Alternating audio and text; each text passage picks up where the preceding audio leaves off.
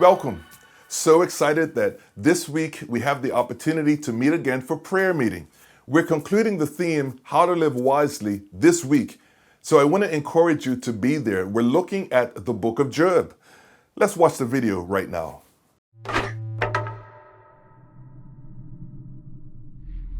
There are 3 books in the Bible known as the wisdom literature: Proverbs, Ecclesiastes, and Job. The first, Proverbs, showed us that God is wise and just. Yeah, we learned that God has ordered the world so that it's fair. The righteous are rewarded, the wicked are punished. In other words, you get what you deserve. But then we meet Ecclesiastes, who observes, people don't always get what they deserve. He said the world isn't always fair, that life is unpredictable and hard to comprehend, just like smoke.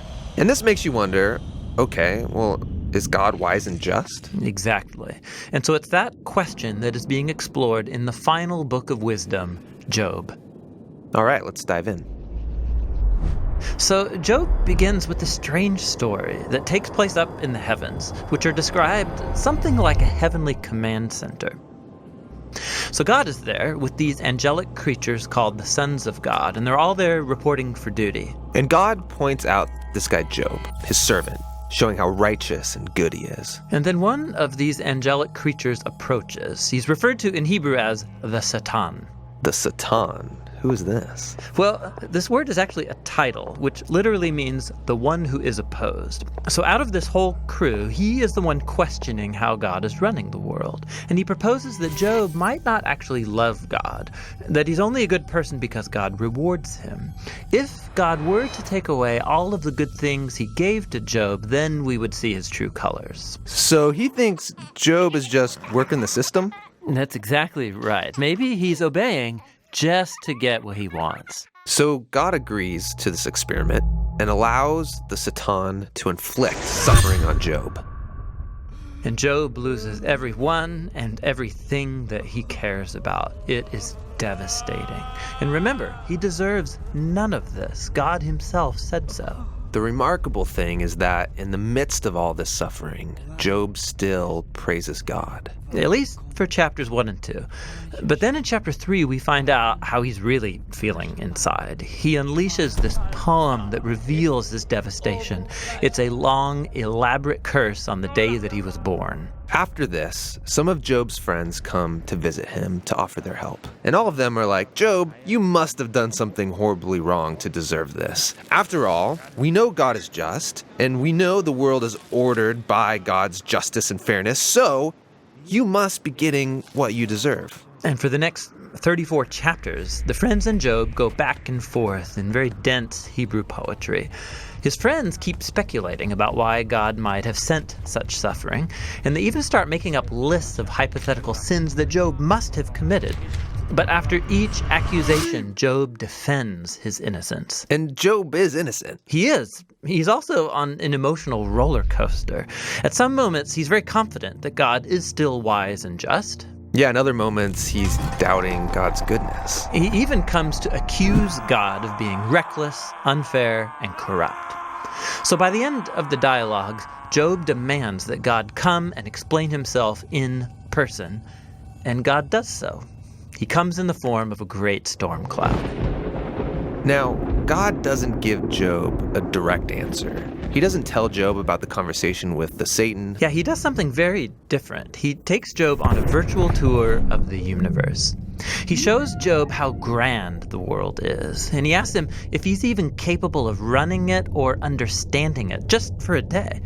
He shows Job how much detail there is in the world, things that we might see every day, but really don't understand at all. But God does. He knows it all intimately. He pays attention to the beauty and operations of the universe in ways that we haven't even imagined and in places that we will never see. Then to conclude, God shows Job 2 wondrous beasts and brags about how great they are. Yeah, they are dangerous. I mean, they would kill you without even thinking about it. And God says they're not evil. They're actually a part of his good world. And then that's it. That's God's whole defense. It's kind of weird. I mean, what was this all about? It seems to be this. From Job's point of view, it looks like God is not just. But God's perspective is infinitely bigger. He's dynamically interacting with a whole universe of complexity when he makes decisions. And this is what God calls his wisdom. So Job asking God to defend himself is actually kind of absurd. He couldn't comprehend this kind of complexity even if he wanted to. So where does this leave us? Well, it leaves Job in a place of humility. He never learned why he suffered, and yet he's able to live in peace and in the fear of the Lord. But that's not where the book ends, because after this, God restores to Job double everything he had lost. And this, again, is surprising.